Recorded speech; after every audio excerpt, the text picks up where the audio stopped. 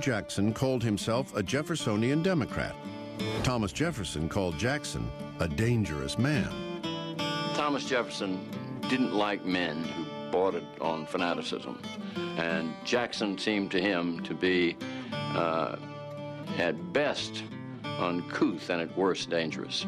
But when you get right down to it, Jackson clearly was a lineal heir to the Jeffersonian legacy.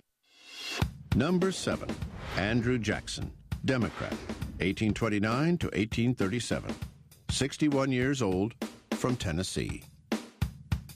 The hero of the common man, the old hero, Old Hickory.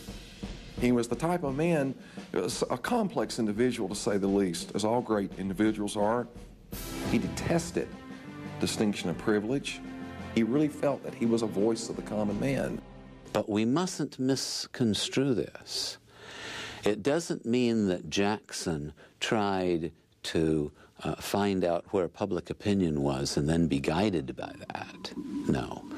Jackson knew what he wanted to do and did it, and then tried to enlist public opinion in support of what it was he wanted to do.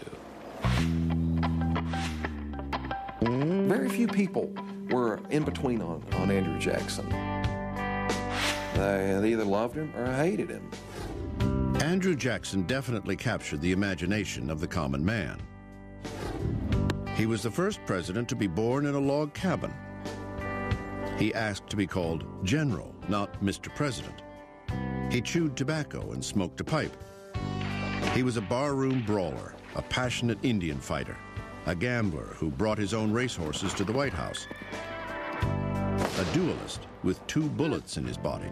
A man who would fight at the drop of a hat, a man who considered personal honor above all else.